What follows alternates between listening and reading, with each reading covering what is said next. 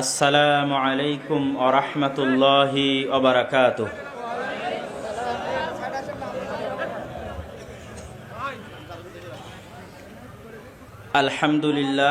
আলহামদুলিল্লাহি ওয়াহদাহু ওয়াসসালাতু ওয়াসসালামু আলা মান লা নাবিয়্যা বা'দাহু। فقد قال الله تعالى في كلامه المجيد: سبحان الذي أسرى بعبده ليلا من المسجد الحرام إلى المسجد الأقصى الذي باركنا حوله. وقال النبي صلى الله عليه وسلم: عمران بيت المقدس خراب يثرب، وخراب يثرب خروج الملحمة، وخروج الملحمة فتح قسطنطينية، وفتح قسطنطينية خروج الدجال। যাবতীয় প্রশংসা, হামদ ও সানা মহাপরাক্রমশালী আল্লাহ সুবহানাহু তাআলার জন্য। শান্তি অবতীর্ণ হোক মুহাম্মদ সাল্লাল্লাহু আলাইহি ওয়াসাল্লামের প্রতি। সম্মানিত উপস্থিতি, ধারাবাহিকভাবে পরপর কয়েকটি অনুষ্ঠানে আমি মসজিদে আকসা এবং বাইতুল মুকাদ্দাসের উপর বিভিন্নভাবে বিভিন্ন পর্বে আলোচনা করে আসছি। তার মধ্যে শুরুর দিকের কয়েকটি প্রোগ্রামে আল মসজিদ আল আকসার অতীত ইতিহাস, মুসা আলাইহি সালাতু ওয়াসসালাম, ইউশা বিন নুন, দাউদ আলাইহি সালাতু ওয়াসসালাম, ওমর রাদিয়াল্লাহু তাআলা আনহু, তাদের হাতে বাইতুল মুকাদ্দাসের বিজয়ের ঘটনা আলোচনা করেছি। তারপরের কয়েকটি প্রোগ্রামে সুলতান সালাহউদ্দিন আইয়ুবী রাহিমাহুল্লাহর হাতে বাইতুল মুকাদ্দাসের বিজয় এবং বর্তমানে আমরা কেন বাইতুল মুকাদ্দাস হারিয়ে ফেলেছি, মসজিদ আকসা হারিয়ে ফেলেছি, সে বিষয়ে আলোচনা করেছি এবং সেই বিষয়গুলোর সারমর্ম আলোচনা আজকেও সংক্ষিপ্ত আকারে হলেও থাকবে। তবে আজকে আমরা যে বিষয়ে আলোচনা করব সেটি হচ্ছে কিয়ামতের পূর্ব মুহূর্তে সংঘটিত বড় বড় যুদ্ধের মধ্যে বাইতুল মুকাদ্দাসের উল্লেখ, মসজিদে আকসার উল্লেখ। কিয়ামতের পূর্ব মুহূর্তে সংঘটিত হওয়া বড় বড় যুদ্ধের মধ্যে রাসূলুল্লাহ সাল্লাল্লাহু আলাইহি ওয়াসাল্লামের পক্ষ থেকে বাইতুল মুকাদ্দাস এবং মসজিদে আকসার উল্লেখ। তন্মধ্যে প্রসিদ্ধ একটি হাদিস আজকে পাঠ করেছি এবং এই বিষয়গুলো, যে হাদিসগুলো আজকে আমরা বলবো, মোটামুটি 2-3টা বড় বড় লম্বা হাদিস, এগুলোর সঠিক ব্যাখ্যা, এক্সাক্ট ব্যাখ্যা ততক্ষণ পর্যন্ত করা সম্ভব নয় যতক্ষণ না এই জিনিসগুলো ঘটতেছে। কেননা এগুলো রাসূলুল্লাহ সাল্লাল্লাহু আলাইহি ওয়াসাল্লাম বলেছেন ভবিষ্যৎকে সামনে রেখে, আর সেই ভবিষ্যৎ আমরা এখন দেখতে পাচ্ছি না। অনেক কিছু গত 1400 বছরে আমাদের কাছে অস্পষ্ট ছিল, আজ পানির মতো স্পষ্ট। রাসূলুল্লাহ সাল্লাল্লাহু আলাইহি ওয়াসাল্লাম 1400 বছর আগে বলেছিলেন, কোনো পাত্রে যদি মাছি পড়ে তাহলে মাছি ওর মধ্যে ডুবিয়ে দাও, কেননা মাছির এক ডানায় রোগ আছে আর এক ডানায় শিফা আছে। 1000 বছর এই কথা আমাদের কাছে অস্পষ্ট ছিল। আজ বিজ্ঞান এসে যখন গবেষণা করছে যে মাছির একটি ডানা পানিতে ডুবানোর পরে তাতে কি পরিমাণ জীবাণু থাকে, আর উভয় ডানা ডুবানোর পরে কি পরিমাণ জীবাণু থাকে, এই মর্মে যখন বিশ্ববিদ্যালয়গুলোতে thesis, research paper, PhD degree হচ্ছে এবং প্রমাণিত হচ্ছে যে না আল্লাহর নবীর কথা ঠিক সাল্লাল্লাহু আলাইহি ওয়াসাল্লাম, তখন এই কঠিন বিষয়টা আমাদের কাছে স্পষ্ট হয়ে যাচ্ছে।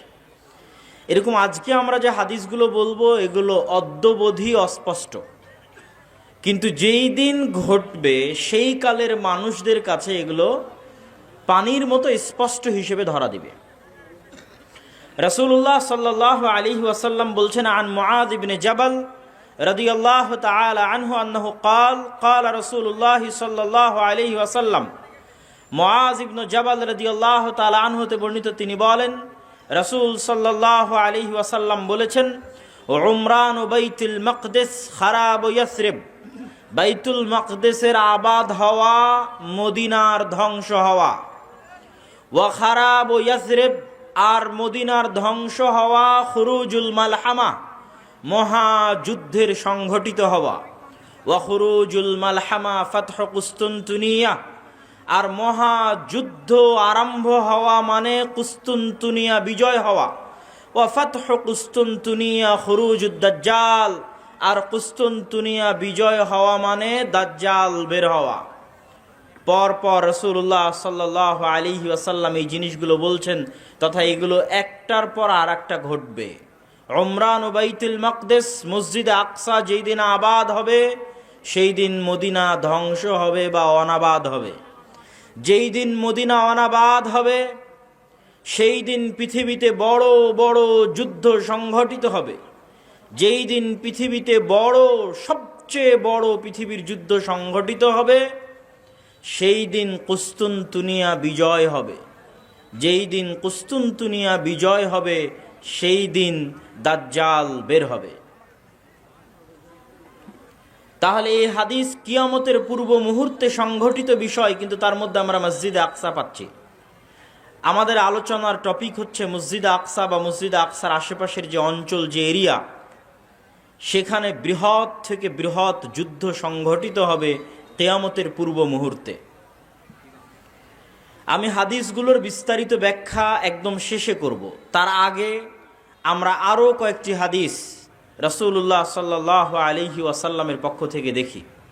রাসূল সাল্লাল্লাহু আলাইহি ওয়াসাল্লাম বলছেন, ইয়ান্তাযিরু আও ইয়াখরুজু ৭০,০০০ ইয়াহুদি মিন আসবাহান মা'আদ দাজ্জাল।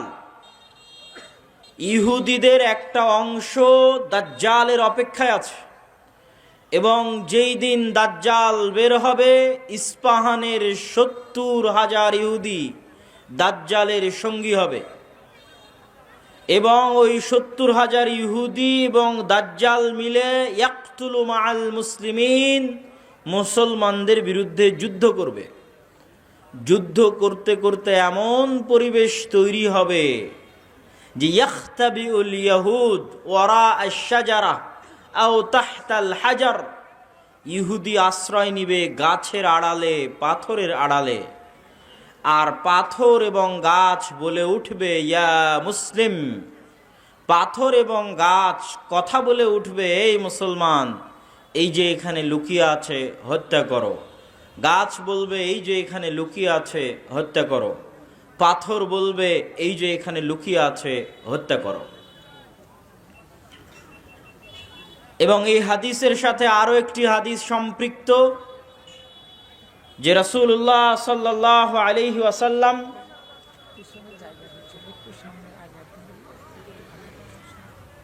পিছনে যারা দাঁড়িয়ে আছেন, আমি অনুরোধ করব আমরা যারা সামনে বসে আছি একটু হালকা যদি চেপে চেপে বসি, তাহলে আমরা একটু সময় নিই, সমস্যা নাই। তারপরও সুশৃঙ্খল হোক অনুষ্ঠানটা, আমরাও ভালোভাবে আলোচনা করি। আপনারা সবাই একটু চেষ্টা করেন আপনাদের সামনের ফাঁকা জায়গাগুলো পূরণ করতে। কেন না, সমস্যা নেই, ঠিক আছে। ক্যামেরাগুলো আরো দুই পাশে সাইডে নিতে হবে, সামনে নিতে। আমরা খুব গুরুত্বপূর্ণ আলোচনা শুনছিলাম। সে আলোচনার দ্বিতীয় হাদিস আমরা পড়লাম যে ৭০,০০০ ইহুদি ইস্পাহান থেকে বের হবে। ইস্পাহান হচ্ছে ইরানের নগরী। আজও ইরানের মধ্যে ইস্পাহান নামে সেই নগরী আছে। আমরা প উচ্চারণ করি ইস্পাহান, আরবিতে এটা উচ্চারণ হয় না। আরবিতে হয় আল আসবাহানি, বা উচ্চারণ হয় ইসবাহান বা আসবাহানি। সেখান থেকে ৭০,০০০ ইহুদি দাজ্জালের সঙ্গী হবে, সাথী হবে, এবং মুসলমানদের বিরুদ্ধে যুদ্ধ করবে।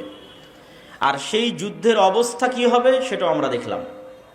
আরেকটি হাদিস দেখি। عن عوف بن مالك رضي الله تعالى عنه أنه قال, আউফ ইবনে মালিক রাদিয়াল্লাহু তাআলা আনহু থেকে বর্ণিত, তিনি বলেন, আমি একদা রাসূলুল্লাহ সাল্লাল্লাহু আলাইহি ওয়াসাল্লামের নিকটে আসলাম। রাসূল সাল্লাল্লাহু আলাইহি ওয়াসাল্লাম আমাকে কিয়ামতের আলামত গণালেন, আমার হাতে গণালেন। তার মধ্যে একটি আলামত রাসূল সাল্লাল্লাহু আলাইহি ওয়াসাল্লাম বললেন, সায়াকুনু হুদনাতুন মা'আর রোম, ইয়ানি সাতাকুনু হুদনাতুন বাইনাল মুসলিমিন ওয়ার রোম। রোমান খ্রিস্টানদের সাথে মুসলমানদের একটি চুক্তি হবে, আর রোমান খ্রিস্টানেরা এবং মুসলমানেরা চুক্তিবদ্ধ হয়ে তৃতীয় কমন শত্রুর বিরুদ্ধে যুদ্ধ করবে। তথা রোমান খ্রিস্টানদের শত্রু আর মুসলমানদের শত্রু এক। তৃতীয় কমন শত্রুর বিরুদ্ধে মুসলমানেরা যুদ্ধ করবে। এই যুদ্ধে রোমান, খ্রিস্টান এবং মুসলমানেরা বিজয়ী হবে। বিজয়ী হওয়ার পর একজন খ্রিস্টান দাঁড়িয়ে বলবে যে আমরা আজকে বিজয়ী হয়েছি লিহাজা সলিব, এই ক্রুশের কারণে। গলায় ঝুলানো ক্রুশ দেখিয়ে বলবে এটার কারণে আজকে আমরা বিজয়ী হয়েছি। তখন একজন মুসলমানের আঁতে ঘা লাগবে, সে দাঁড়িয়ে উঠে তার ক্রসটা ভেঙে দিবে। যখন ভেঙে দিবে তখন রোমান এবং মুসলমানেরা পরস্পরের বিরুদ্ধে যুদ্ধ করার জন্য দাঁড়িয়ে যাবে। রোমান, খ্রিস্টান এবং মুসলমানেরা। সেই যুদ্ধের বর্ণনা রাসূলুল্লাহ সাল্লাল্লাহু আলাইহি ওয়াসাল্লাম হাদিসে বিস্তারিত বর্ণনা করছেন। عن أبي هريرة رضي الله تعالى عنه أنه قال قال رسول الله صلى الله عليه وسلم আবু হুরায়রা রাদিয়াল্লাহু তাআলা আনহু থেকে বর্ণিত, তিনি বলেন রাসূল সাল্লাল্লাহু আলাইহি ওয়াসাল্লাম বলেছেন, লা তাকুমুস সাআহ, কিয়ামত ততদিন পর্যন্ত সংঘটিত হবে না, হাত্তা ইয়ানজিলার রোম বিল আ'মাক আও বিদ্দাবিক, যতক্ষণ না রোমান খ্রিস্টানেরা অবতীর্ণ না হচ্ছে সিরিয়ার আমাক এবং দাবেক নামক জায়গায়। বর্তমান সিরিয়ার হালব নগরী থেকে অনতি দূরে তুরস্ক এবং সিরিয়ার সীমান্তবর্তী অঞ্চলে, বর্তমান তুরস্কের সীমানা এবং বর্তমান সিরিয়ার সীমানা, এই সীমান্তবর্তী অঞ্চলের জায়গার নাম হচ্ছে আমাক এবং দাবেক, এখনো ওই নামেই আছে। এই আমাক এবং দাবেক জায়গায় যতক্ষণ না রোমান খ্রিস্টানেরা অবতীর্ণ না হবে মুসলমানদের বিরুদ্ধে, ফায়াখরুজু ইলাইহিম জাইশুম মিনাল মাদিনাহ, আর তাদের বিরুদ্ধে যুদ্ধ করার জন্য মদিনা মুনাওয়ারা থেকে মুসলমানদের একটি সেনাবাহিনী রওনা হবে। রাসূলুল্লাহ সাল্লাল্লাহু আলাইহি ওয়াসাল্লাম বলছেন, মদিনা মুনাওয়ারা থেকে বের হওয়া সেই মুজাহিদ বাহিনী খেয়ার ও আহলিল আরজ, তৎকালীন বিশ্বের সর্বোত্তম, সবচেয়ে শ্রেষ্ঠ, সবচেয়ে দামি, সবচেয়ে আল্লাহওয়ালা পরহেজগার মানুষ হবে। মদিনা মুনাওয়ারা থেকে ওই দিন যারা বের হবে যুদ্ধের জন্য, সিরিয়ার মাটিতে যুদ্ধ করার জন্য, রাসূলুল্লাহ সাল্লাল্লাহু আলাইহি সাল্লাম বলছেন খিয়ার ও আহলিল আরজ, তৎকালীন বিশ্বের সর্বশ্রেষ্ঠ আল্লাহওয়ালা পরহেজগার মানুষেরা সেই দিন মদিনা থেকে বের হবে, মদিনা মুনাওয়ারা থেকে বের হবে যুদ্ধের জন্য। যুদ্ধের কথা বর্ণনা করতে গিয়ে রাসূলুল্লাহ সাল্লাল্লাহু আলাইহি ওয়াসাল্লাম বলেন, ফায়ুকাতিলুহুম ফায়ানহাজিমু সুলুসুন লা ইয়াতুবুল্লাহ তাওবাতাহুম আবাদা, ওই দিন মুসলমানেরা 3 ভাগে বিভক্ত হয়ে যাবে। এক ভাগ যুদ্ধের মাঠ ছেড়ে পালিয়ে যাবে, আল্লাহ কোনোদিন এদের তওবা কবুল করবেন না। একদল মুসলমান যুদ্ধের মাঠ ছেড়ে পালিয়ে যাবে, আল্লাহর নবী বলছেন সাল্লাল্লাহু আলাইহি ওয়াসাল্লাম, লা ইয়াতুব, আল্লাহ কোনোদিন তাদের তওবা কবুল করবেন না, আবাদা, কোনোদিন আল্লাহ সুবহানাহু ওয়া তাআলা তাদের তওবা কবুল করবেন না। ওয়ায়ুকতালু সুলুসুহুম, 3 ভাগের 1 ভাগ ওই যুদ্ধে মারা যাবে। রাসূলুল্লাহ সাল্লাল্লাহু আলাইহি ওয়াসাল্লাম বলছেন, আফজালুশ শুহাদা ইনদাল্লাহ, আল্লাহর নিকটে সর্বশ্রেষ্ঠ শহীদ বলে গণ্য হবে ওই যুদ্ধে যারা যুদ্ধ করে শাহাদত অর্জন করবে, শহীদ হয়ে যাবে 3 ভাগের 1 ভাগ মুসলমান, তারা আল্লাহর দরবারে সর্বশ্রেষ্ঠ শহীদ হিসেবে বিবেচিত হবে। রাসূলুল্লাহ সাল্লাল্লাহু আলাইহি ওয়াসাল্লাম বললেন, ওয়াইফতাতিহুস সুলুস, আর 3 ভাগের 1 ভাগ বিজয় লাভ করবে রোমানদের উপরে, 3 ভাগের 1 ভাগ বিজয় লাভ করবে রোমানদের উপরে। লা ইফতানুনা আবাদান, এরা কোনো দিন আর কিয়ামত পর্যন্ত ফিতনায় পতিত হবে না, এবং এদের হাত দিয়ে ইফতাতিহুনা কুস্তুনতুনিয়া, কুস্তুনতুনিয়া বিজয় হবে। কুস্তুনতুনিয়া কি?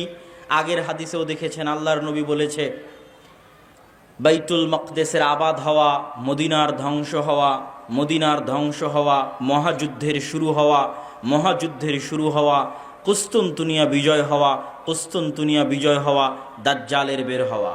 কুস্তুনতুনিয়া হচ্ছে আজকের তুরস্কের ইস্তাম্বুল।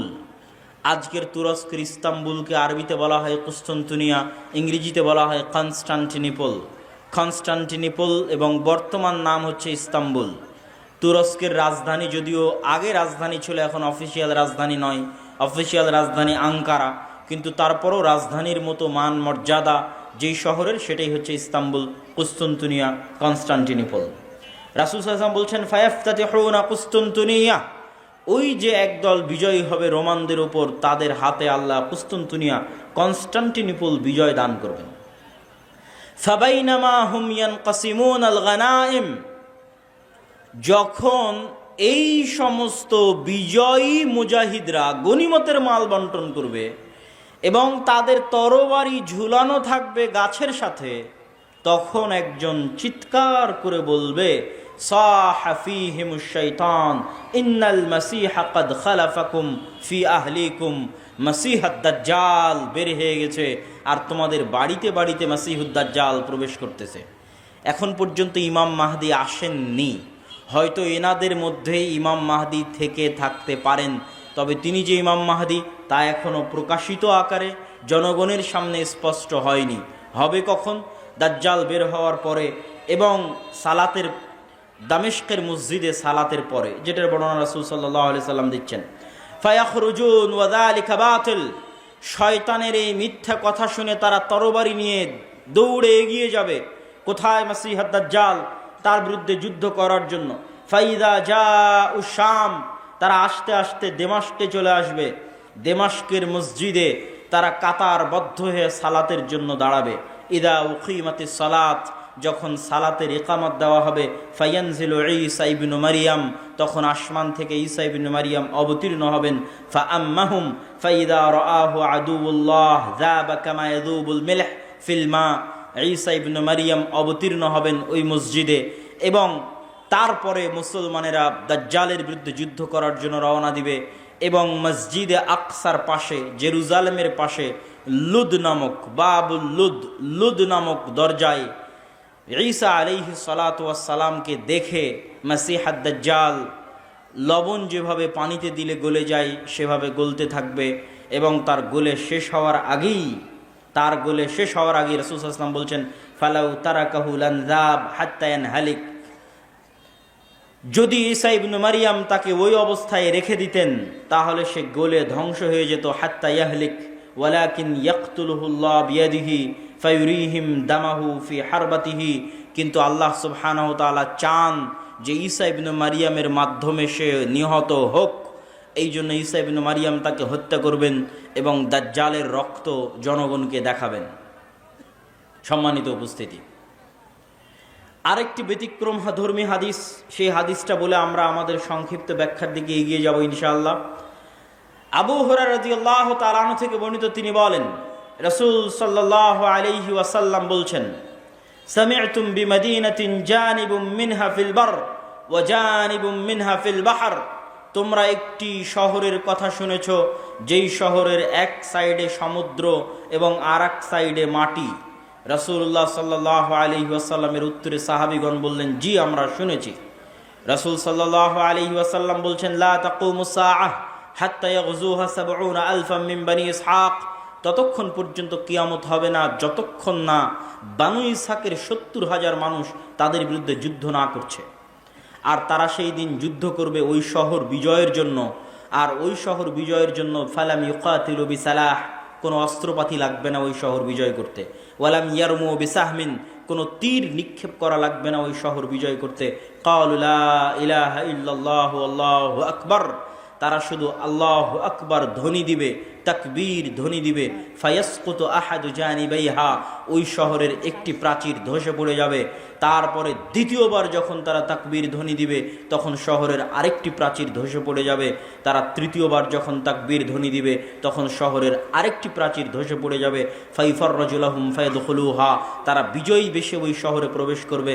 ফায়াগনামু ফাবাইনাহুমা ইয়াকতাসিমুনাল মাগানিম, যেই মুহূর্তে তারা বিজয়ী বেশে শহরে প্রবেশ করবে আর গনিমতের মাল বন্টন করবে, তখন শয়তান চিৎকার করে বলবে তোমাদের ঘরে দাজ্জাল প্রবেশ করে গেছে।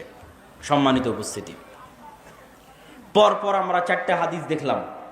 এই 4টা হাদিস এক একজন এক একভাবে ব্যাখ্যা করতে পারে। আমি আগেও বলেছি যে যতদিন এই জিনিসগুলো না ঘটবে ততদিন এই জিনিসগুলোর প্রকৃত ব্যাখ্যা কেউ জানবে না।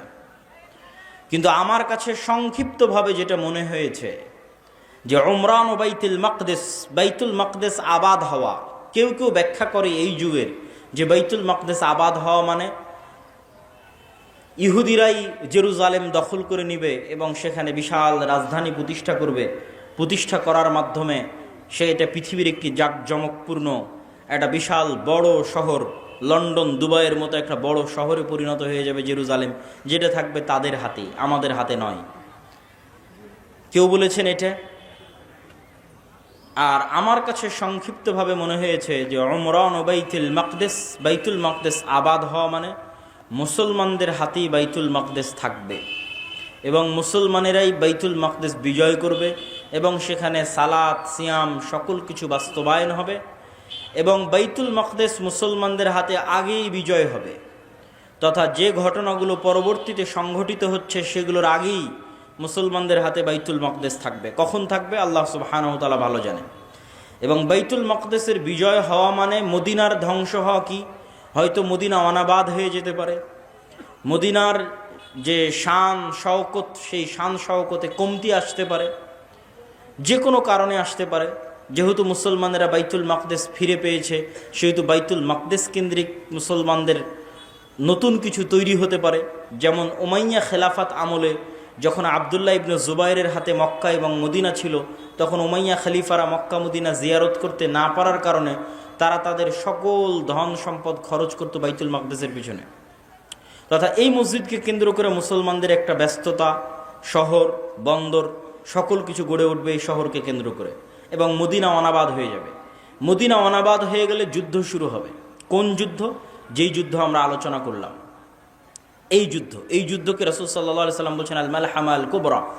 এবং এই যুদ্ধের বর্ণনা দিতে গিয়ে অন্য হাদিসে রাসূলুল্লাহ সাল্লাল্লাহু আলাইহি ওয়াসাল্লাম বলেছেন যে এই যুদ্ধে এত বেশি পরিমাণ মানুষ মারা যাবে যে একটা উড়ন্ত পাখি যদি আকাশে উড়তে থাকে তাহলে উড়তে উড়তে সে ক্লান্ত হয়ে যাবে, কিন্তু লাশের সারি সে উড়ে শেষ করতে পারবে না, এত বেশি পরিমাণ মানুষ মারা যাবে এই যুদ্ধে। আর এই যুদ্ধের পরপরই কুস্তুনতুনিয়া বিজয় হবে মানে আজ তো ইস্তাম্বুল মুসলমানদের হাতে আছেই। হাদিসের ভাষায় বোঝা যায় যে ইস্তাম্বুল একদিন মুসলমানদের হাতে থাকবে না। আজ আছে কিন্তু একদিন থাকবে না। তথা আজকের যে তুরস্ক, এটা আজকে মুসলমানদের হাতে থাকলেও হাদিস প্রমাণ করছে যে দাজ্জাল যেই মুহূর্তে বের হবে ওই মুহূর্তে কনস্টান্টিনোপল, ইস্তাম্বুল, তুরস্ক মুসলমানদের হাতে নাই, থাকবে না। তথা সেটা মুসলমানেরা যে কোনো সময় হারিয়ে ফেলতে পারে, অদূর ভবিষ্যতে, নিকট ভবিষ্যতে। আল্লাহ সুবহানাহু ওয়া তাআলা ভালো জানে কখন হারিয়ে ফেলবে, কেন না হারালে বিজয় কিসের? আর যেই বিজয়ের কথা রাসূল সাল্লাল্লাহু আলাইহি সাল্লাম বলছেন এই বিজয় নিকটে, কিয়ামতের নিকটবর্তী, দাজ্জাল বের হওয়ার পূর্ব মুহূর্তের বিজয়। সম্মানিত উপস্থিতি, তাহলে মোটামুটি যদি আমরা এই দুইটা জিনিসের ব্যাখ্যা এভাবে দাঁড় করাই যে বাইতুল মুকাদ্দাস আগেই মুসলমানেরা বিজয় করবে, সেটাই হচ্ছে বাইতুল মুকাদ্দাসের আবাদ। আর কুস্তুনতুনিয়া কিয়ামতের পূর্ব মুহূর্তে বিজয় হবে, তার অর্থ হচ্ছে কুস্তুনতুনিয়া মুসলমানেরা হারিয়ে ফেলবে, কনস্টান্টিনোপল মুসলমানেরা হারিয়ে ফেলবে। এখন হাদিসের আরও একটা অংশ ব্যাখ্যা করতে বাকি, রোম কারা? যে রোমানদের সাথে মুসলমানদের চুক্তি হবে এবং চুক্তির পরে সেই চুক্তি পুনরায় ভঙ্গ হয়ে মুসলমান এবং রোমানরা পরস্পর যুদ্ধ করবে, সেই যুদ্ধ, এই যুদ্ধ, সেই রোম কারা? এই বিষয়ে মুহাদ্দিসিনে কেরাম এবং মুফাসসিরিনে কেরামের মধ্যে মতভেদ হওয়ার সবচেয়ে বড় কারণ হচ্ছে আল্লাহর নবীর যুগে রোম বলতে যাদেরকে বোঝানো হতো তাদের রাজধানী ছিল কনস্টান্টিনোপল। আল্লাহর নবীর যুগে মানে যেই সময়ে আল্লাহর নবী এই হাদিস বলতেছেন ওই সময়ে রোম বলে যাদের বোঝানো হতো তাদের রাজধানী তুরস্কের ইস্তাম্বুল, কনস্টান্টিনোপল। এবং মুসলমানেরা এটা কোনোদিনই বিজয় করতে পারেনি। মুসলমানেরা এটা বিজয় করেছে অনেক পরে, আজ থেকে 500 অথবা 600 বছর আগে। উসমানীয় খেলাফত আমলে মুসলমানেরা বিজয় করেছে, না উমাইয়া খেলাফত আমলে, না আব্বাসী খেলাফত আমলে কোনোদিন বিজয় হয়নি। ক্রুসেডের যুদ্ধ হয়েছে, তখনও মুসলমানেরা ইস্তাম্বুল বিজয় করতে পারেনি। মঙ্গোলীয়রা মুসলমানদের বাগদাদে হত্যা করেছে, তখন মুসলমানরা ইস্তাম্বুল বিজয় করতে পারেনি। তারও পরে মুসলমানেরা ইস্তাম্বুল বিজয় করেছে 1400 খ্রিস্টাব্দের দিকে মুহাম্মদ আল ফাতেহ। তো এই জন্য রাসূল সাল্লাল্লাহু আলাইহি ওয়াসাল্লাম যখন রোম শব্দ বলতেছেন হাদিসে মদিনায়, তখন রোম মানে বর্তমান তুরস্কের কনস্টান্টিনোপল, ইস্তাম্বুল। আর তৎকালীন এই রোমে যারা বসবাস করত তারা হচ্ছে অর্থোডক্স খ্রিস্টান। আর আজকে ইতালির যারা রোম, ইতালির রাজধানী রোম, ইউরোপের যারা খ্রিস্টান, আমেরিকার যারা খ্রিস্টান, তারা হচ্ছে ক্যাথলিক খ্রিস্টান। এবং তাদের মধ্যে বিশ্বাসগত এবং আকীদাগত পার্থক্য আছে অনেক বিষয়ে, পদ এবং পদবীগত পার্থক্য আছে, কৃষ্টি কালচার, সামাজিক আচার ব্যবহারগত পার্থক্য আছে। তাহলে রোম বলতে আমরা যদি তৎকালীন রোম ধরি, তথা অর্থোডক্স খ্রিস্টানদের হাতে যখন কনস্টান্টিনোপল ছিল, সেই অর্থোডক্স খ্রিস্টানেরা এখন বসবাস করে রাশিয়ায়। রাশিয়া এবং ইউক্রেনের যুদ্ধের অন্যতম একটা কারণ হচ্ছে ইউক্রেনে ইউরোপিয়ান এবং আমেরিকানেরা ক্যাথলিক খ্রিস্টানের চর্চা বাড়াচ্ছিল, যেটা রাশিয়া কখনোই চায় না যে তার আশেপাশের কোনো দেশে ক্যাথলিক খ্রিস্টানের চর্চা বাড়ুক, কেননা তারা মানে অর্থোডক্স খ্রিস্টান।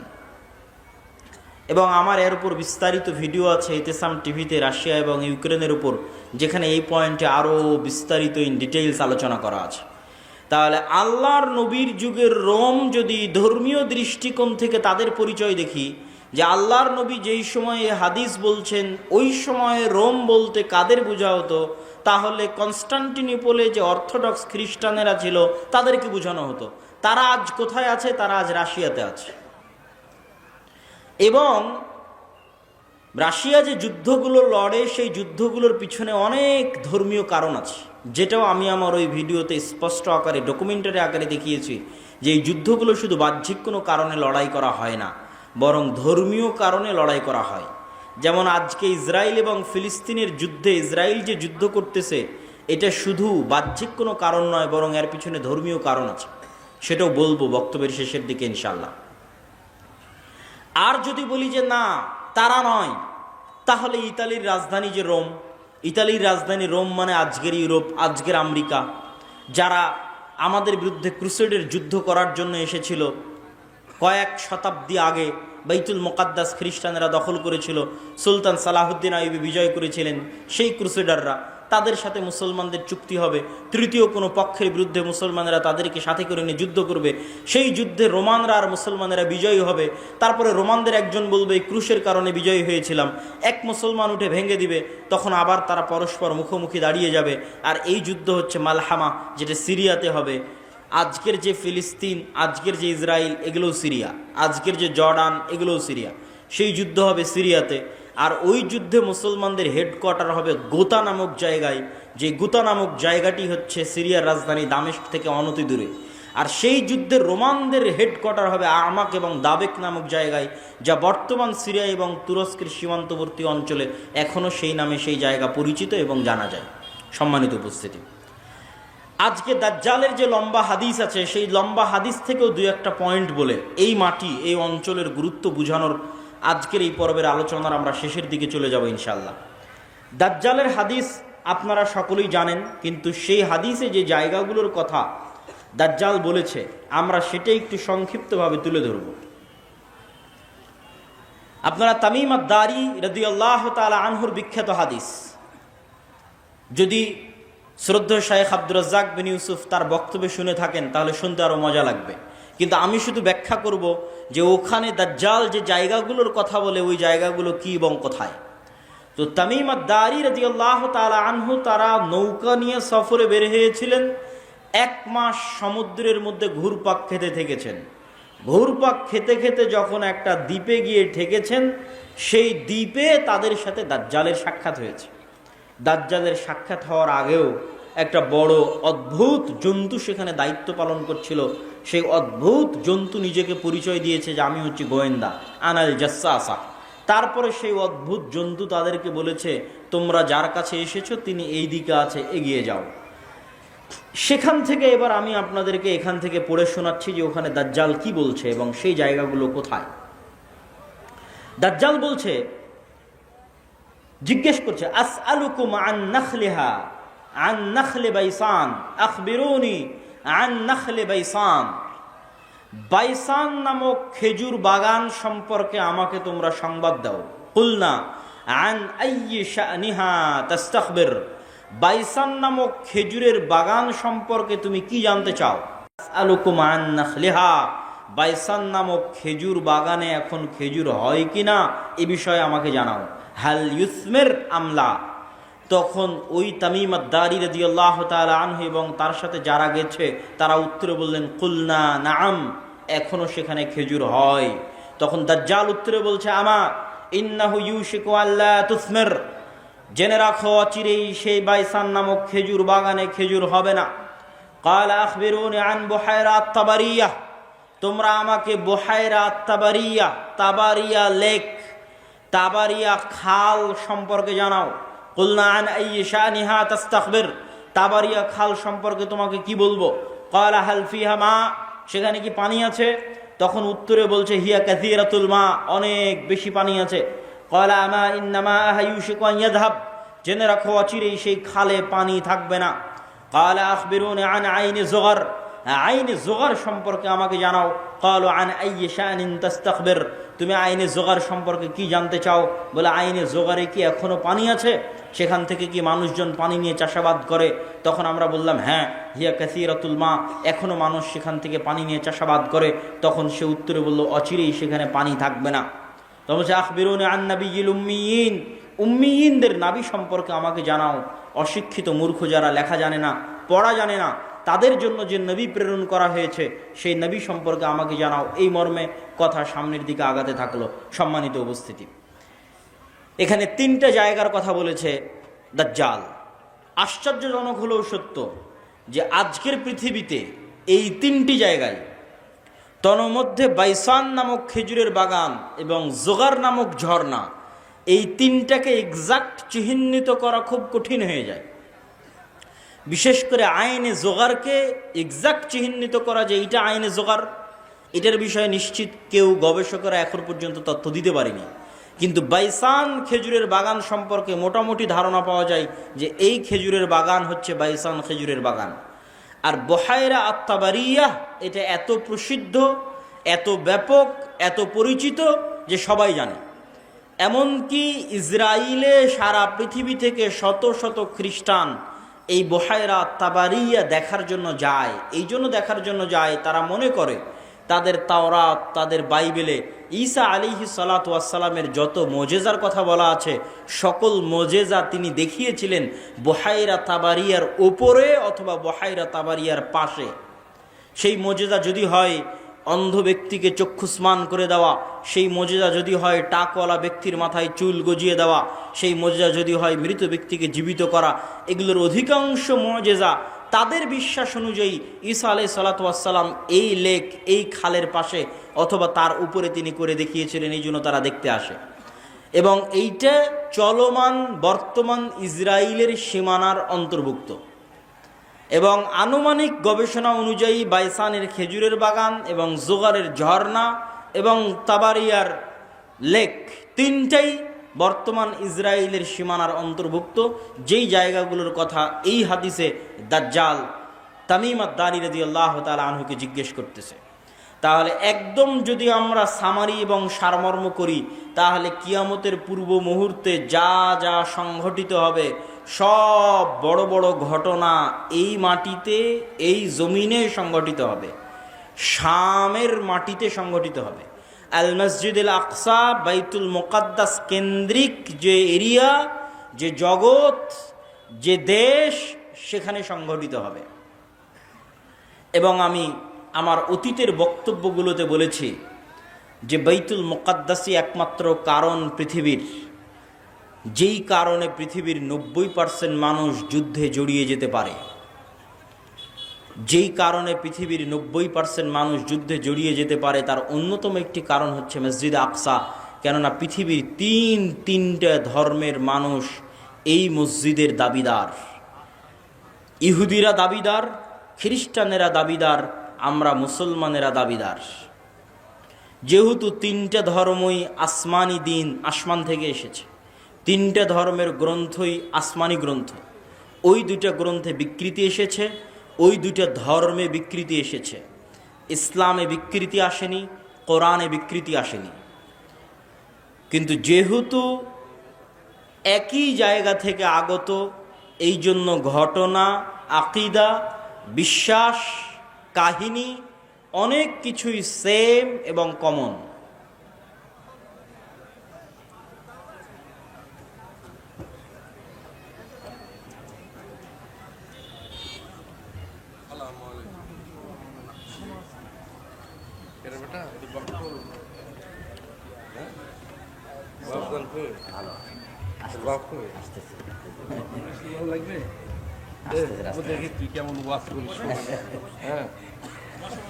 তো সম্মানিত উপস্থিতি, আমরা যে বিষয়ে আলোচনা করছিলাম যে বর্তমান মসজিদে আকসা এবং বর্তমান বাইতুল মুকাদ্দাস পৃথিবীর তিনটা ধর্মের নিকটে পবিত্র স্থান। আর এই পবিত্র স্থান হওয়ার কারণ হচ্ছে এই তিনটা ধর্মই আব্রাহামিক রিলিজিয়ান, সেমেটিক রিলিজিয়ান। এই তিনটা ধর্মই মিল্লাতে ইব্রাহিমের দাবিদার, তথা ইব্রাহিম আলাইহিস সালাতু ওয়াস সালামের হিস্ট্রি, ইতিহাসের সাথে কানেক্টেড। আর সেমেটিক রিলিজিয়ান মানে নূহ আলাইহিস সালাতু ওয়াস সালামের 3 সন্তান তার সাথে নৌকায় উঠেছিলেন। একজনের নাম ইয়াফেস, একজনের নাম হাম, আর একজনের নাম সাম। ইয়াফেসের বংশধরেরা হচ্ছে সাদা চামড়া, ইউরোপ, আমেরিকা, রাশিয়া। সামের বংশধরেরা হচ্ছে সেমেটিক তথা মেটে, শ্যামা, হালকা সাদা, হালকা শ্যামা, হালকা মেটে। India, Pakistan, Bangladesh, Saudi, Kuwait, Qatar, Bahrain, এরা হচ্ছে সামের বংশধর। হাম হচ্ছে আফ্রিকান, টোটাল আফ্রিকান এরিয়া হচ্ছে নূহ আলাইহিস সালামের সন্তান হামের বংশধর। তো পৃথিবীতে আল্লাহ যত নবী পাঠিয়েছেন সকল নবী সামের বংশে পাঠিয়েছেন। সামের বংশে ইব্রাহিম আলাইহিস সালাতু ওয়াস সালাম। এই জন্য একটা মজার জিনিস, যারা অনলাইনে আমাদের দেখছেন তারা মনে রাখতে পারেন যে কালার ডিসক্রিমিনেশনের শিকার যারা হন ইউরোপ এবং আমেরিকায়, গায়ের রঙের কারণে ডিসক্রিমিনেশনের শিকার হওয়া, বৈষম্যের শিকার হওয়া, কেননা তাদের মধ্যে একটা আভিজাত্য বোধ কাজ করে যে আমি হচ্ছি সাদা চামড়ার, আর এশিয়া থেকে যারা এসেছে তারা সাদা চামড়ার নয়। আপনি দীর্ঘদিন থাকলে এই জিনিসটা ভিতর থেকে অনুভব করতে পারবেন, এই বৈষম্য। তো এইটা আপনারা মজার জিনিস জেনে রাখতে পারেন যে ইউরোপ, আমেরিকা তারা যতই সাদা চামড়ার হোক, তারা যেই নবীকে সম্মান করে, শ্রদ্ধা করে, সেই নবী সাদা চামড়ার ছিলেন না। মানে ঈসা আলাইহিস সালাতু ওয়াস সালাম, ঈসা আলাইহিস সালাতু ওয়াস সালামের গায়ের রং আর আমার নবী মুহাম্মদ সাল্লাল্লাহু আলাইহি ওয়াসাল্লামের গায়ের রং এক। মানে শ্যামা, মেটে, সাদা চামড়ার সাদা নয়। তথা গোটা ইউরোপ এবং আমেরিকার মানুষ যেই নবীর অনুসারী, যেই নবীর মূর্তি তাদের গির্জায় বানিয়ে রেখেছে, যেই নবীর মা মারিয়াম আলাইহা সালাতু ওয়াস সালামের মূর্তি তাদের গির্জায় বানিয়ে রেখেছে, তারা কেউই সাদা চামড়ার ছিলেন না। এই জন্য বলেছি সেমেটিক রিলিজিয়ান। তথা আল্লাহ সুবহানাহু ওয়া তাআলা সামের বংশে সকল নবী দিয়েছে, ইব্রাহিমের বংশে পরবর্তী সকল নবী পাঠিয়েছে। পৃথিবীর তিনটে ধর্ম ইব্রাহিম আলাইহিস সালাতু ওয়াস সালামের মিল্লাতের দাবিদার। এর কিছু কমন উদাহরণ আপনাকে দিই। ইব্রাহিম আলাইহিস সালাতু ওয়াস সালামকে আমরা বলি ইব্রাহিম, তারা বলে আব্রাহাম। ইব্রাহিম আলাইহিস সালাতু ওয়াস সালামের ছেলে ইসহাককে আমরা বলি ইসহাক, তারা বলে আইজ্যাক, আইজ্যাক নিউটন। যিনি আইজ্যাক তিনি ইসহাক। ইসহাক আলাইহিস সালাতু ওয়াস সালামের ছেলেকে আমরা বলি ইয়াকুব আলাইহিস সালাতু ওয়াস সালাম, তারা বলে জ্যাকব। যিনি জ্যাকব তিনি ইয়াকুব। ইয়াকুব আলাইহিস সালাতু ওয়াস সালামের ছেলে ইউসুফ আলাইহিস সালাতু ওয়াস সালামকে আমরা বলি ইউসুফ, তারা বলে জোসেফ। সেন্ট জোসেফ স্কুল মানে Hazrat Yusuf school. There is no difference, কোনো পার্থক্য নয়। যদি আপনি বলেন সেন্ট জোসেফ স্কুল, তাহলে ওরা আপনি যে ইউসুফকে জানেন তাকে উদ্দেশ্য করছে, যে হজরত ইউসুফ আলাইহিস সালাতু ওয়াস সালাম স্কুল। এভাবে আমরা যাকে বলছি দাউদ আলাইহিস সালাতু ওয়াস সালাম, তারা তাকে বলছে ডেভিড। জাস্ট নামের উচ্চারণের পার্থক্য, কিন্তু ঘটনার মধ্যে মিল আছে। আমরা বলছি নূহ, তারা বলছে নোয়াহ। ঘটনার বর্ণনা, ধারা বিবরণীতে কিছুটা পার্থক্য আছে, কিন্তু মূল ঘটনাগুলো একই। তথা আদম এবং হাওয়ার যে ঘটনা কোরআনে বর্ণনা করা আছে, কাছাকাছি ঘটনা।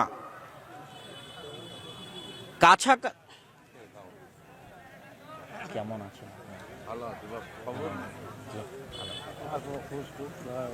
অনেকদিন দেখা সাক্ষাৎ নেই। বাইরে গেছিলাম তো ইংল্যান্ডে, তাই নাকি? ওখান থেকে মাস্টার্স করে আসলাম। কতদিন? 1 বছরে একটা মাস্টার্স করে আসলাম ইংল্যান্ড থেকে। তাই নাকি? জি, ইসলামিক ব্যাংকের উপর, হ্যাঁ? Islamic banking system. এই তানজিল ভাই, আব্বুকে ডেকে নিয়ে আসেন। নিয়ে আসতেছেন? হ্যাঁ, আমি বলতেছি, বক্তব্য শেষের দিকে চলে যাচ্ছে, দেখেন। হ্যাঁ হ্যাঁ, বলবো ইনশাল্লাহ, আমি বুঝাবো, বক্তব্যের মধ্যে বলবো। ইসলামিক, আলহামদুলিল্লাহ, ইসলামিক ব্যাংকিং এবং ইসলামিক ফাইন্যান্সের উপর মাস্টার্স।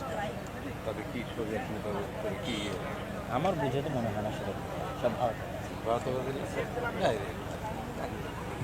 কি ইসলামী ব্যাংকের টাকা নিয়ে ধরত দেখি কি করে হাট ক্যাপ না পড়ে।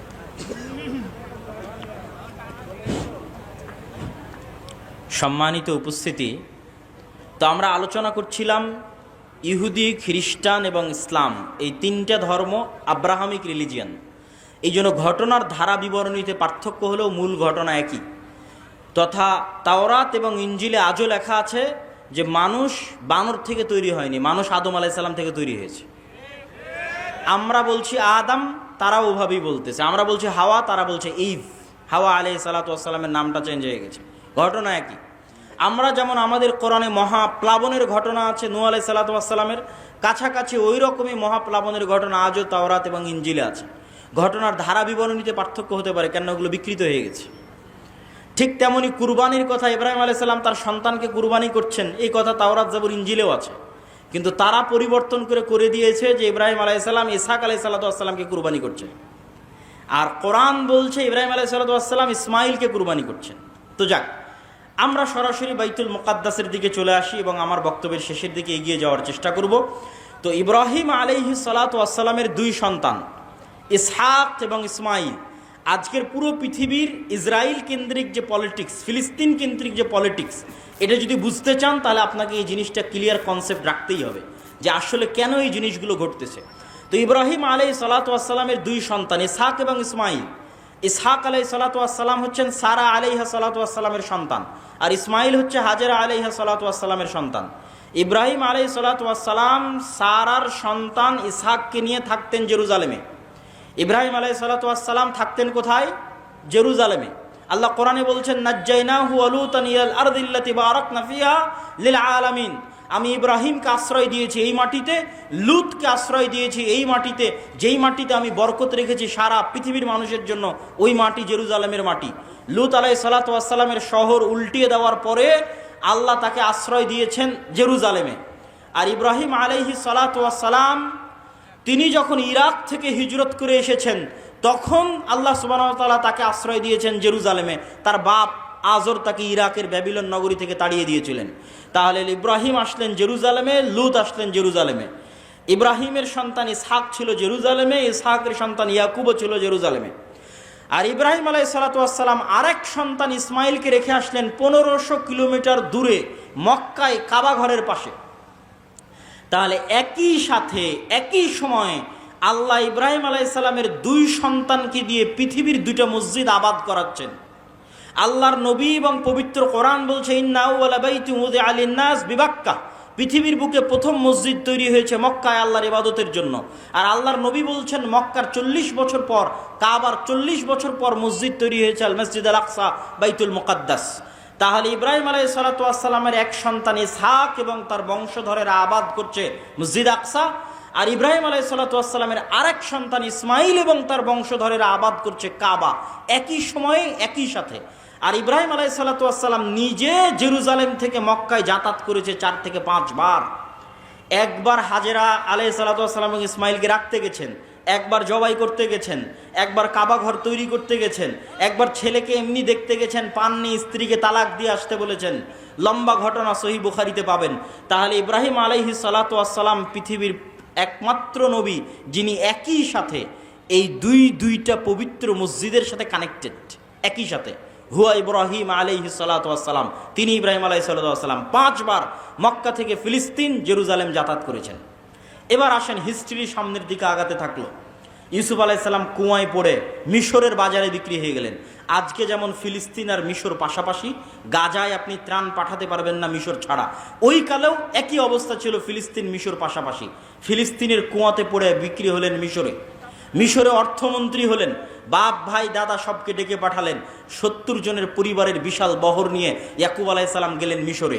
এই প্রথম ইসহাকের বংশধরেরা ফিলিস্তিন ছেড়ে মিশর চলে গেল। মিশরে ইউসুফ আলাইসাল্লামের রাজত্ব এবং তার পরবর্তীদের রাজত্ব 1-150 বছর থাকলো।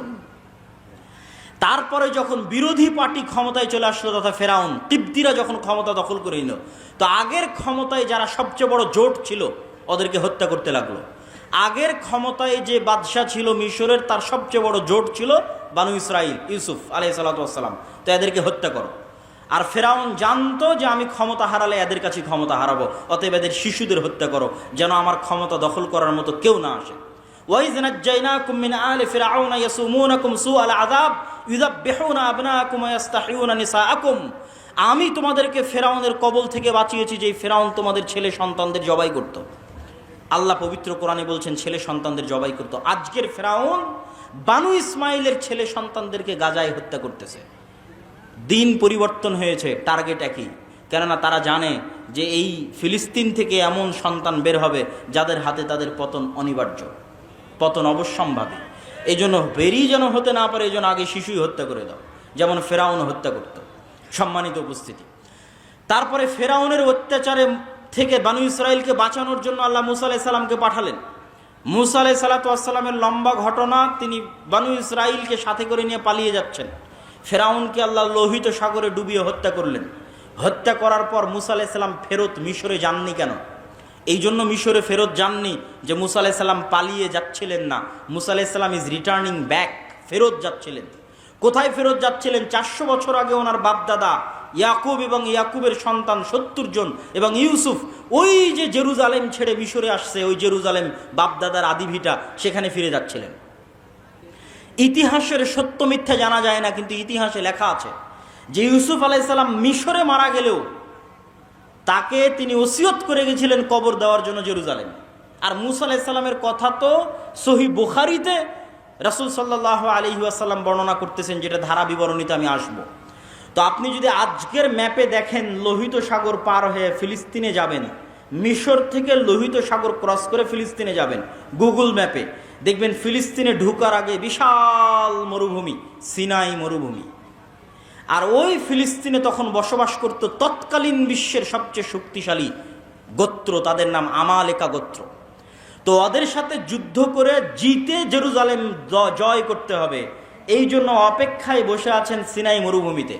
সিনাই মরুভূমি যেহেতু মরুভূমি, আর লোহিত সাগরের পানি যেহেতু লবণাক্ত, এই জন্য কোনো খাবার নাই, না মরুভূমিতে কোনো ফলমূল হয়, না মরুভূমিতে কোনো পানি আছে। এই জন্য সূরা বাকারায় বানু ইসরাইলের ঘটনা পড়ে দেখবেন যে আল্লাহ মুসা আলাইহিস সালামকে বললেন, তুমি লাঠি দিয়ে পাথরে আঘাত করো, তোমার সম্প্রদায়ের জন্য ঝর্ণা তৈরি করে দিচ্ছে। তুমি আল্লাহর কাছে দোয়া করো, আর জান্নাত থেকে মান্না এবং সালোয়া পাঠিয়ে দিচ্ছে।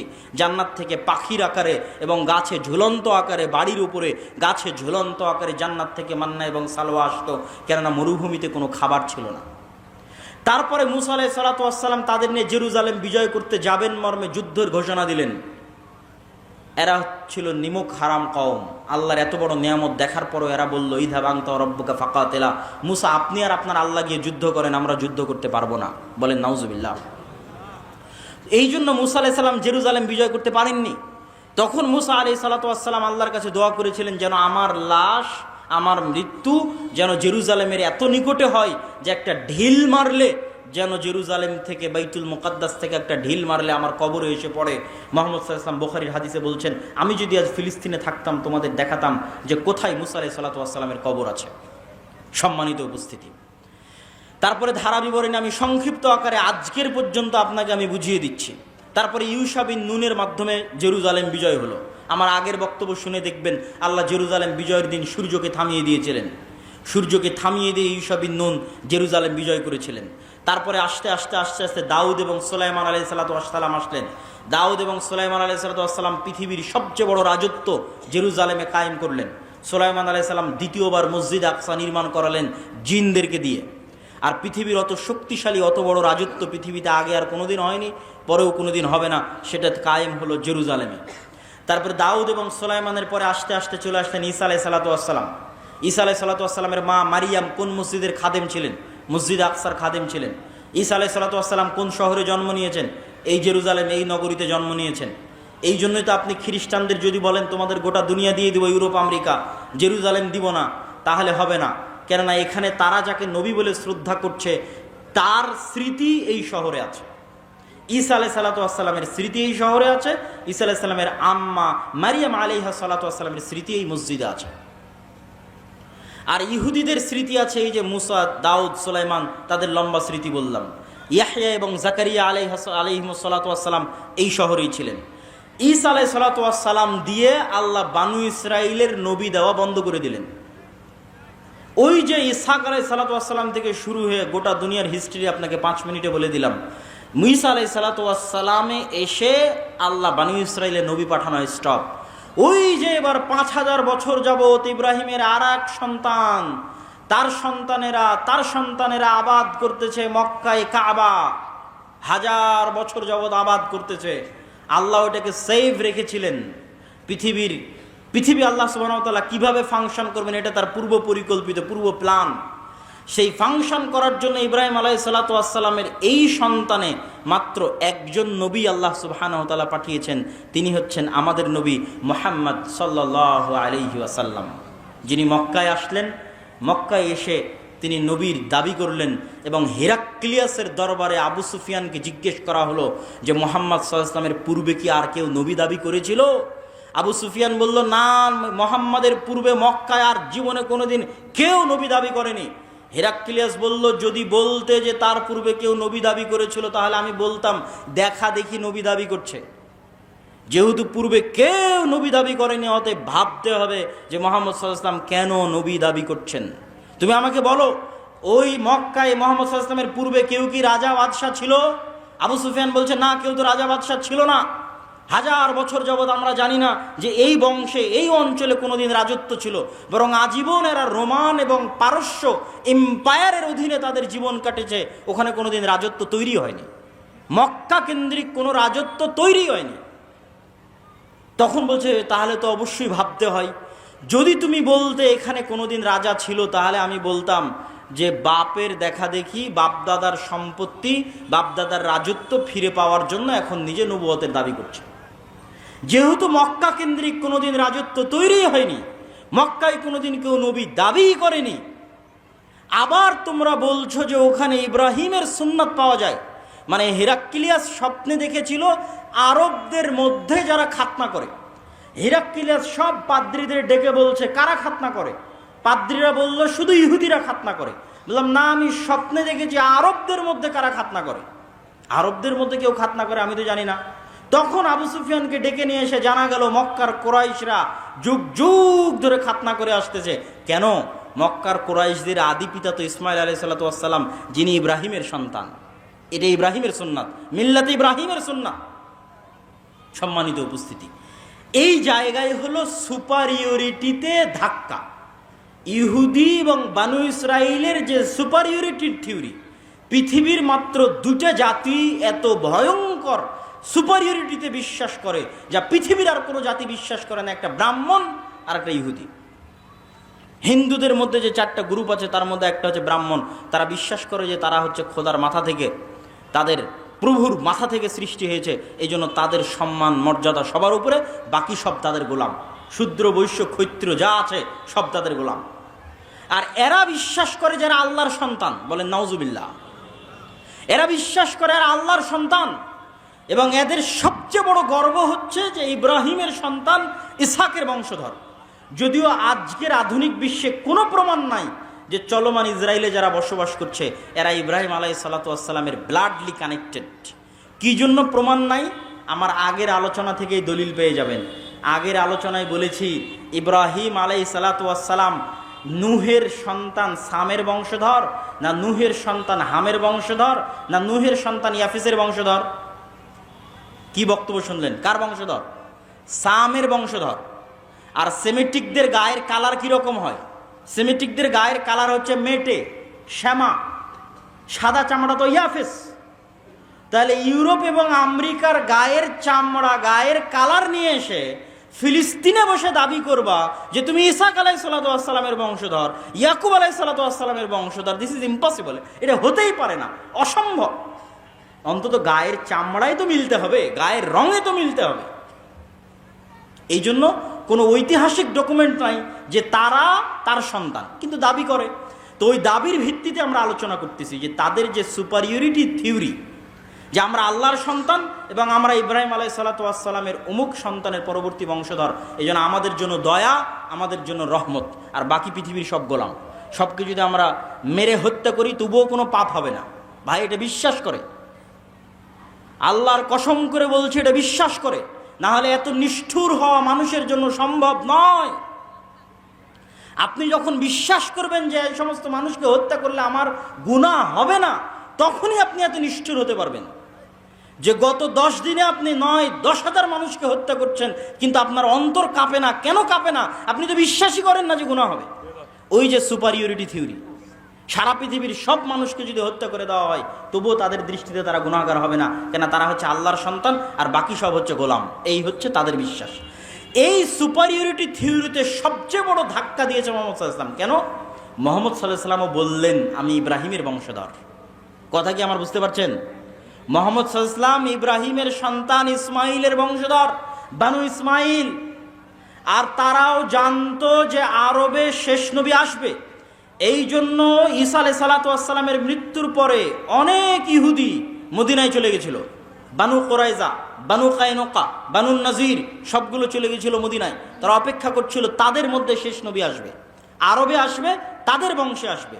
কিন্তু যখন দেখলো না তাদের বংশে আসলো না, মুহাম্মদ সাল্লাল্লাহু আলাইহি ওয়াসাল্লাম বানু ইসমাইলের বংশে শেষ নবী দাবি করলো, তাহলে মুহাম্মদ সাল্লাল্লাহু আলাইহি ওয়াসাল্লাম দুই দিক থেকে তাদের সুপারিয়রিটিতে আঘাত করলেন। এক, তুমি রক্তে যতই দাবি করো তুমি ইব্রাহিমের বংশধর, তা আমি মোহাম্মদও দাবি করছি আমি ইব্রাহিমের বংশধর, আমি ইসমাইলের বংশধর। অতএব রক্তে আমার উপর তোমার কোনো প্রাধান্য আর থাকলো না। শেষ, আমার উপর তোমার প্রাধান্য রক্তে থাকলো না। এই জিনিসটা তারা বুঝে গেল। এবং তারা এটাও বুঝে গেল যে মুহাম্মদ সাল্লাল্লাহু আলাইহি ওয়াসাল্লামের কওমের জন্য আল্লাহর পক্ষ থেকে তাদের কিতাবে বর্ণিত যত ওয়াদা, যত রহমত, যত বরকত, সব রহমত, সব বরকত এবার মুহাম্মদ সাল্লাল্লাহু আলাইহি ওয়াসাল্লাম এবং তার উম্মতের জন্য আসবে। এই জন্য তাদের পৃথিবীতে সবচেয়ে বড় শত্রু হচ্ছে ইসলাম এবং মুসলমানেরা।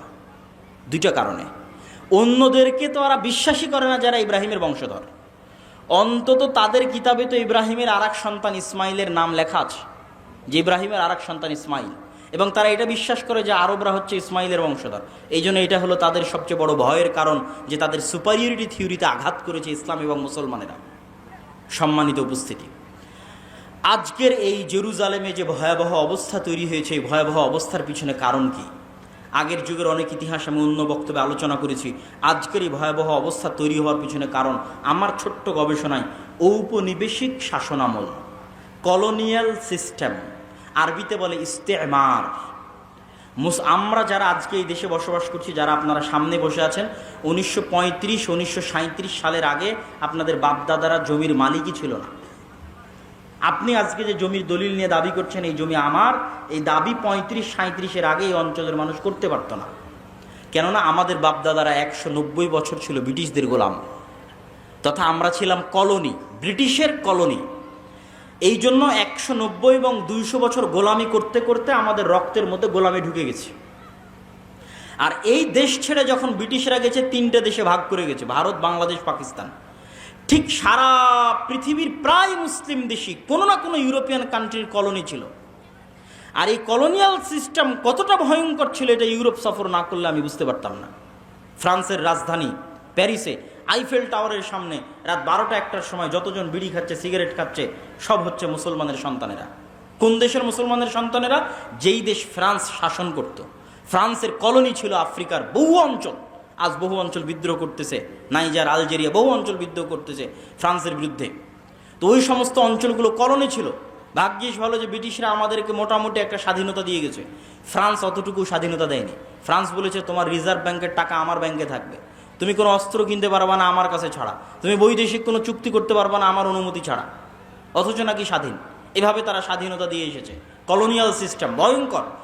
তো ঠিক আজকের যেই শাম, আজকের যেই ফিলিস্তিন, ইসরায়েল, জর্ডান, লেবানন, কাতার, দুবাই, বাহরাইন, এগুলো আজ থেকে 50-60 বছর আগে ছিলই না। আসতেছে তো নিয়ে আসো, দান যেহেতু বলতেছো, না নিয়ে আসলে কেমন করবো? ও তো আচ্ছা আচ্ছা আচ্ছা আচ্ছা ছিল না। ওরা এই যেমন আমাদের এই ভারত উপমহাদেশকে ভেঙে টুকরো টুকরো করেছে, ওই রকম বাহরাইন একটা ছোট্ট দেশ বানিয়েছে, কাতার, দুবাই, তারপরে হচ্ছে জর্ডান, তারপরে হচ্ছে লেবানন, তারপরে হচ্ছে এই ছোট্ট ভাঙতে ভাঙতে ওর মধ্যে থেকে ইসরায়েল বের করে দিয়েছে। তথা ইসরায়েল হচ্ছে ঔপনিবেশিকের ফল, ঔপনিবেশিক শাসন আমলের সন্তান। যে কলোনিয়াল সিস্টেম সারা পৃথিবীতে মুসলমানেরা ভোগ করেছে, তার ফল, তার রেজাল্ট। আর ওই যে গোলামি করতে করতে রক্তে গোলামি ঢুকে গেছে মুসলমানদের জন্য, মুসলমানদের মধ্যে, এই জন্য তারা ওই গোলামি থেকে এখনো বের হতে পারতেছে না। গোলামি থেকে বের হতে হলে আরো সময় লাগবে, স্বাধীন চেতা মনোভাব লাগবে, আল্লাহর ইবাদত এবং দ্বীনের অনুসরণ করা লাগবে। দ্বীনের অনুসরণ, আপনি বলতেছেন আপনি মসজিদ আকসা বিজয় করবেন, বাইতুল মুকাদ্দাস বিজয় করবেন, আপনি যে দেখেন তো একটা ইহুদি পরিবারের ছেলে মেয়ে কি করে, আর আজকে যারা এখানে বসে আছে এরা কি করে? আজকে যারা যে সমস্ত এখানে যুবক বসে আছে এদের মধ্যে কয়জন মদখোর, জুয়াখোর, ফ্রি ফায়ার, পাবজি নিয়ে ব্যস্ত? আর ইহুদির কয়টা সন্তান ফ্রি ফায়ার, পাবজি আর মদ আর জুয়া নিয়ে ব্যস্ত? আমার চ্যালেঞ্জ থাকলো আপনি যান, খুঁজেন। তাদের দোষ দিয়ে লাভ নাই। আল্লাহ সুবহানাহু ওয়া তাআলা আমাদেরকে আযাব হিসেবে, শাস্তি হিসেবে মসজিদ আকসায় যেতে দেয় না। এই কষ্ট আমার এবং আপনার অন্তরে থাকতে হবে। যেই মসজিদের 2 রাকাত সালাত অন্য মসজিদের 1000 সালাতের চেয়ে উত্তম, পৃথিবীর যে তিনটা মসজিদ, ইসলামের সবচেয়ে পবিত্রতম মসজিদ, যার জন্য সফর করা, যার জন্য যাওয়া উত্তম, উচিত, যেই মসজিদগুলোতে সালাতের বিশেষ ফজিলত রয়েছে, সেই 3টা মসজিদের একটা মসজিদ, মসজিদ আকসা, আমরা যেতে পারি না।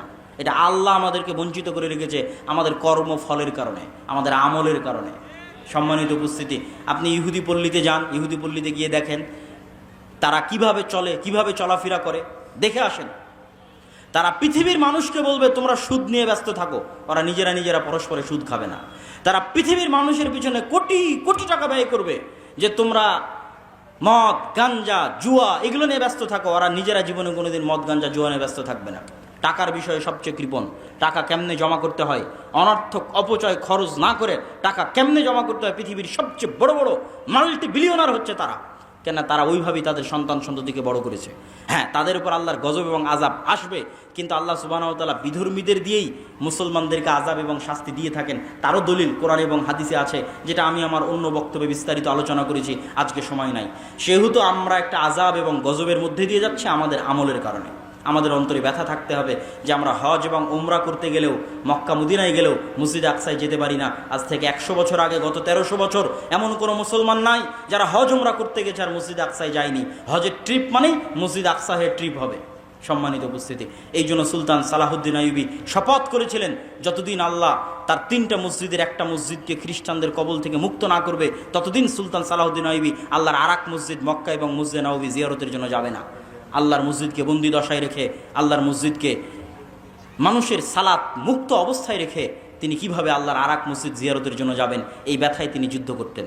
এই জন্য আপনাদের সন্তান সন্ততি পরবর্তী বংশধরের অন্তরে এই ব্যথা, এই বিশ্বাস এবং আমলের পরিবর্তনের মাধ্যমে আমরা বিজয় অর্জন করতে পারি। যেহেতু আল্লাহর ওয়াদা যে বিজয়ী হব, বক্তব্যের শুরুতেই হাদিস পড়ে দিয়েছি যে পাথর বলবে, গাছ বলবে, ওয়াদা হবে।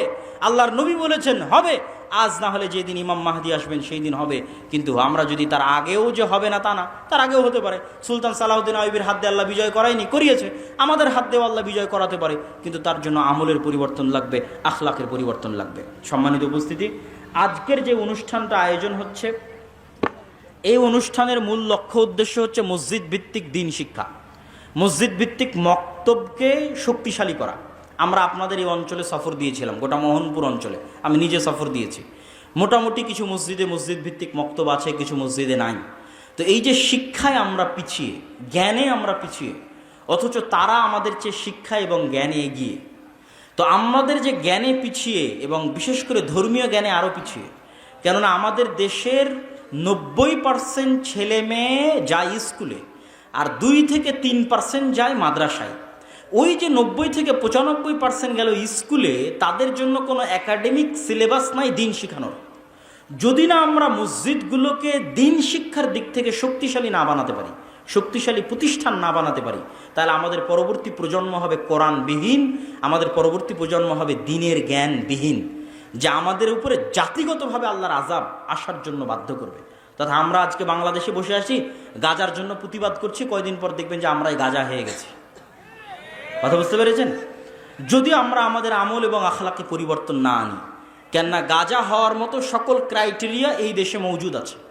কি এই দেশে মজুদ আছে? এটা পৃথিবীর একমাত্র মুসলিম দেশ যার পাশে কোনো মুসলিম দেশ নাই। তথা এটা যদি কোনোদিন গাজা হয়, তাহলে গাজার চাইতে ভয়ঙ্কর পরিবেশ তৈরি হবে, কেননা গাজার পাশে অন্তত মিশর তো আছে। মাটির তল দিয়ে খুঁড়ে মিশর থেকে তারা ত্রাণ এবং পণ্য এনে কোনো মতে বাঁচতে পারতেছে। কিন্তু আপনার দেশ যেই দিন গাজা হয়ে যাবে, সেই দিন আপনার এখানে ত্রাণ পাঠানোরও কেউ থাকবে না। এই জন্য বাঁচার রাস্তা কি?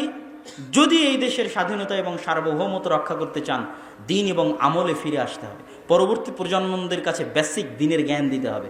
তার জন্য মসজিদে টাইলস এবং এসির আগে মক্তব চালু করতে হবে। আমি এমনও মসজিদ সফর করেছি যেই মসজিদে টাইলস আছে, এসি আছে, আমি রাগ করে বলেছি মসজিদে মক্তব নাই। আমি রাগ করে বলেছি আপনারা টাইলসগুলো খুলে বাজারে বিক্রি করেন, এসিটা খুলে বাজারে বিক্রি করেন, তো মসজিদে মক্তব চালু করেন। আমাদের মুসলমানদের কনসেপ্ট দেখেন, আমাদের যারা আরব বিশ্বের বড় বড় দেশ তাদের কনসেপ্ট দেখেন, পর্যটন আর বিনোদন। আর পাশে ইসরায়েলকে দেখেন, শিক্ষা জ্ঞান। আমাদেরকে দেখেন, আমরা হচ্ছে এসি টাইলস, শিক্ষা জ্ঞানের কোনো গুরুত্ব নয়। তাহলে আমরা যদি গোলাম না হই, কারা পৃথিবীতে গোলাম থাকবে? সম্মানিত উপস্থিতি, এই জন্য আজকে আপনারা যারা এখানে উপস্থিত হয়েছেন প্রত্যেকেই আজকের এই প্রোগ্রামগুলো আমরা যেগুলো করছি, আর দাওয়া ইলাল্লাহর অধীনে এটার মূল লক্ষ্যই হচ্ছে মসজিদগুলোতে মক্তব শিক্ষা চাঙ্গা করা, মজবুত করা। তো আপনারা যারা এখানে বিভিন্ন অঞ্চল, বিভিন্ন এলাকা থেকে উপস্থিত হয়েছেন, আপনাদের যে মসজিদগুলোতে মক্তব আছে, আমাদের সিলেবাস নিয়ে যাবেন। সালাফি কনফারেন্স রাজশাহী 23 ও 24 নভেম্বর, আল জামিয়া সালাফিয়া ডাঙ্গিপাড়া পবা রাজশাহীতে আসবেন।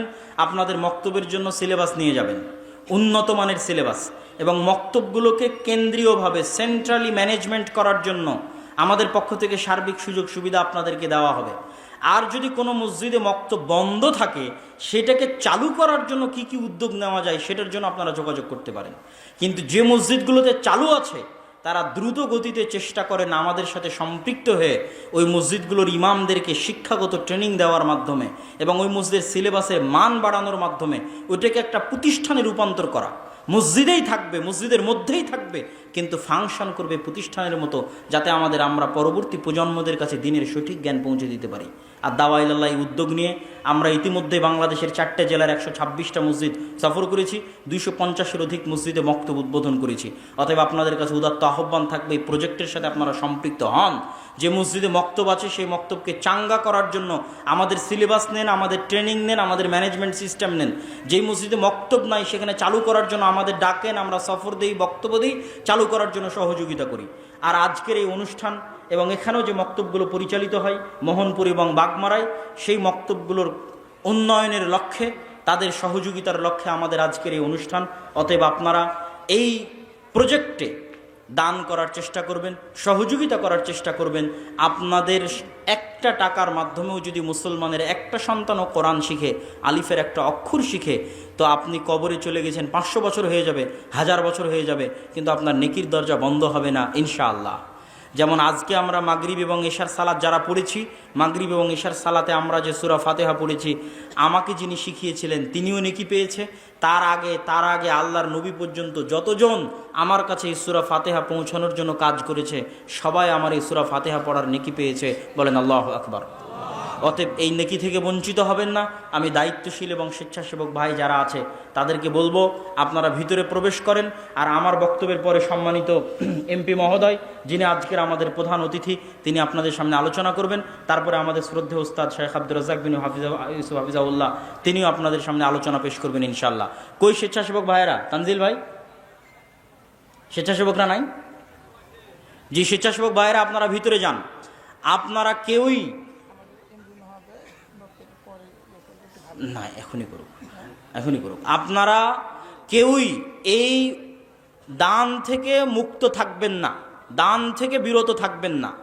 এমনকি যারা আমরা স্টেজে আছি তারাও চেষ্টা করব সংক্ষিপ্ত হলেও আমরা যেন এটাতে অংশগ্রহণ করতে পারি, অল্প হলেও যেন আল্লাহ সুবহানাহু ওয়া তাআলা। কই নয়ন, তোমরা স্টেজে যারা তাদের কাছে না, আপনি দরকার হয় অন্যের কাছ থেকে ধার করে হলেও এই প্রজেক্টে অংশগ্রহণ করুন। 5 টাকা 10 টাকা অতি আল্লাহ সুবহানাহু ওয়া তাআলা বরকত দিবে। এবং আমরা আল্লাহ সুবহানাহু ওয়া তাআলার কাছে দোয়া করি, আমরা আল্লাহ সুবহানাহু ওয়া তাআলার কাছে দোয়া করি যে আল্লাহ সুবহানাহু ওয়া তাআলা, হে আল্লাহ, আপনি আজকে যারা আমাদের অত্র প্রোগ্রামে উপস্থিত হয়ে এই প্রজেক্টে তাদের স্বতঃস্ফূর্ত অংশগ্রহণের জন্য সহযোগিতার হাত বাড়িয়ে দিচ্ছে, আপনি তাদের দানকে কবুল করুন, আল্লাহুম্মা আমিন।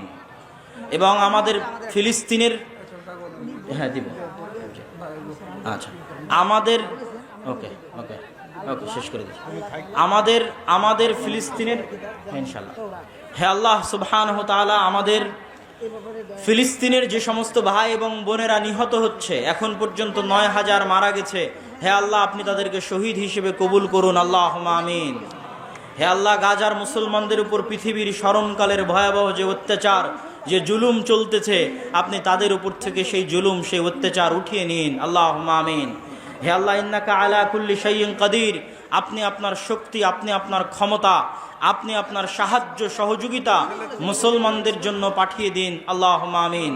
হে আল্লাহ, আপনি আমাদের জন্য সুলতান আন নাসিরা, এমন একজন শাসক পাঠান যেই শাসকের হাত দিয়ে আমরা পুনরায় মসজিদে আকসা, বাইতুল মুকাদ্দাস বিজয় করতে পারবো, আল্লাহুম্মা আমিন।